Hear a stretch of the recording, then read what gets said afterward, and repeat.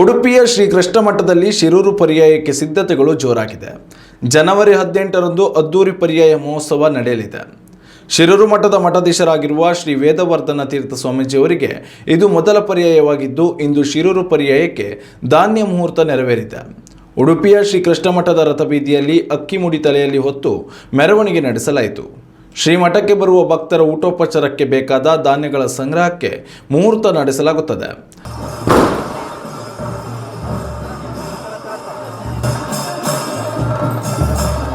ಶತಶತಮಾನಗಳಿಂದಲೂ ಈ ಸಂಪ್ರದಾಯ ನಡೆದುಕೊಂಡು ಬಂದಿದೆ. ಕೃಷ್ಣ ಮಠದಲ್ಲಿ ಕೃಷ್ಣದೇವರ ದರ್ಶನ ಪಡೆದು ಅನಂತೇಶ್ವರ, ಚಂದ್ರಮೌಳೇಶ್ವರ ದೇವರ ದರ್ಶನ ಪಡೆದ ನಂತರ ಬಡಗು ಮಾಳಿಗೆಯಲ್ಲಿ ಭತ್ತ ಸಂಗ್ರಹಕ್ಕೆ ಚಾಲನೆ ನೀಡಲಾಯಿತು.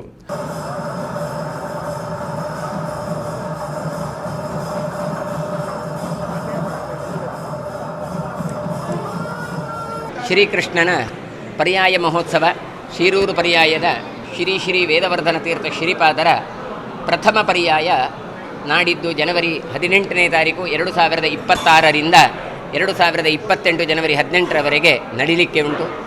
ಅದರ ಪೂರ್ವಭಾವಿಯಾಗಿ ಇವತ್ತೊಂದು ಮುಹೂರ್ತ ನಡೆದಿದೆ. ಅದೇ ಮುಹೂರ್ತ ಭತ್ತ ಮುಹೂರ್ತ ಅಂತ ಅಥವಾ ಧಾನ್ಯ ಮುಹೂರ್ತ. ಮೊದಲಿನ ಮುಹೂರ್ತ ಬಂದದ್ದೇ ಬಾಳೆ ಮುಹೂರ್ತ, ಎರಡನೇದು ಕಟ್ಟಿಗೆ ಮುಹೂರ್ತ, ಮೂರನೇದ್ದು ಅಕ್ಕಿ ಮುಹೂರ್ತ, ಎರಡನೇದು, ಮೂರನೇದ್ದು ಕಟ್ಟಿಗೆ ಮುಹೂರ್ತ, ನಾಲ್ಕನೇದ್ದು ಬಂದದ್ದು ಈ ಧಾನ್ಯ ಮುಹೂರ್ತ. ಶಿರೂರು ಮಠದಲ್ಲಿ ಆ ಸಂಗ್ರಹ ಮಾಡಿದಂಥ ಯಾವ ಭತ್ತ ಉಂಟು ಅದನ್ನು ಮುಡಿಯಾಗಿ ಮಾಡಿ, ಅದನ್ನು ಅಲಂಕಾರ ಮಾಡಿ, ಅದನ್ನೆಲ್ಲ ದೇವತಾ ಪ್ರಾರ್ಥನೆ ಪುರಸ್ಸರವಾಗಿ ಕೃಷ್ಣ ಮಠದ ಬಡಗು ಮಾಳಿಗೆಯಲ್ಲಿ ಅದನ್ನು ತಂದು ಇಡಲಾಗಿದೆ. ಅಂದರೆ ಒಂದೊಂದು ವಸ್ತುಗಳನ್ನು ಕೂಡ ಕೃಷ್ಣ ಮಠದಲ್ಲಿ ಹೋಗಿ ಸೇರಿಸುವ ಪದ್ಧತಿ ಇವತ್ತಿನಿಂದ ಆರಂಭ ಆಗುತ್ತೆ. ಅದೆಲ್ಲ ಯಾಕೆ ಅಂತ ಕೇಳಿದರೆ ಯಾವುದಕ್ಕೂ ಅಲ್ಲ, ಕೃಷ್ಣದೇವರ ಪ್ರಸಾದ ವಿತರಣೆಗೆ ಬೇಕಾದಂತಹ ದ್ರವ್ಯಗಳ ಸಂಚಯನ.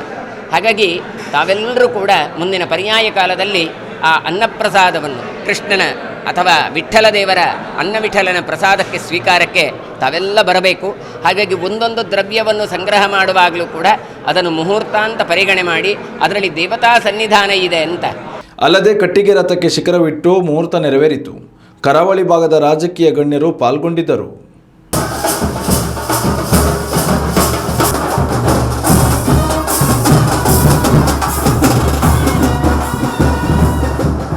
ಇವತ್ತಿನ ಈ ಧಾನ್ಯ ಮುಹೂರ್ತದ ಮೂಲಕ ಮುಂದಿನ ಒಂದು ತಿಂಗಳ ಈ ಅವಧಿಯಲ್ಲಿ ಇನ್ನಷ್ಟು ಈ ಒಂದು ತಯಾರಿಯ ಬಗ್ಗೆ ಚುರುಕು ಮುಟ್ಟಿಸುವಂಥ ಕೆಲಸ ಕಾರ್ಯಗಳಾಗ್ತಿದೆ. ಸುಪ್ರಸಾದ್ ಶೆಟ್ಟಿ ಅವರ ನೇತೃತ್ವದಲ್ಲಿ ಈಗಾಗಲೇ ಹೊರ ಕಾಣಿಕೆಗೆ ದೊಡ್ಡ ಮಟ್ಟದಲ್ಲಿ ಪ್ರಯತ್ನಗಳಾಗಿದ್ದುಕೊಂಡು ಸುಮಾರು 243 ಗ್ರಾಮ ನಮ್ಮ ಜಿಲ್ಲೆಯ ಎಲ್ಲ ಮನೆಗಳಿಗೆ ಆಹ್ವಾನ ಪತ್ರವನ್ನು ತಲುಪಬೇಕು. ಅದೇ ರೀತಿ ಎಲ್ಲ ಮನೆಗಳಿಂದ ಕನಿಷ್ಠ ಒಂದು 5 ತೆಂಗಿನಕಾಯಿಯನ್ನು ಸಂಗ್ರಹಿಸುವಂಥ ಒಂದು ಯೋಚನೆಗಳನ್ನಾಗಿದೆ. ಈಗಾಗಲೇ ಅದಕ್ಕೆ ತಯಾರಿಗಳನ್ನು ಕೂಡ ಮಾಡಲಾಗಿದೆ. ನಾಡ್ದು 21 ತಾರೀಕಿಗೆ ಮಹಾ ಅಭಿಯಾನದ ಮೂಲಕ ನಮ್ಮೆಲ್ಲ ಕಾರ್ಯಕರ್ತರು, ನಮ್ಮೆಲ್ಲ ಸ್ವಯಂ ಸೇವಕರು ಸೇರಿಕೊಂಡು ಪ್ರತಿ ಮನೆಗೆ ಆಹ್ವಾನ ಪತ್ರ ನೀಡುವಂಥ ಕೆಲಸಕ್ಕೆ ಚಾಲನೆಗಳನ್ನು ನೀಡಲಿಕ್ಕಿದ್ದಾರೆ. 9 ತಾರೀಕಿಗೆ ಈಗಾಗಲೇ ನಿಗದಿಯಾದ ಹಾಗೆ ಪುರಪ್ರವೇಶದ ಮೂಲಕ ಸ್ವಾಮೀಜಿಯವರು ಅಷ್ಟಮಠಕ್ಕೆ ಪ್ರವೇಶ ಮಾಡ್ತಿದ್ದಾರೆ. 10 ತಾರೀಕಿಗೆ ಹೊರ ಕಾಣಿಕೆಯ ಪ್ರಥಮ ಕಾರ್ಯಕ್ರಮ ಜರುಗಲಿಕ್ಕಿದೆ.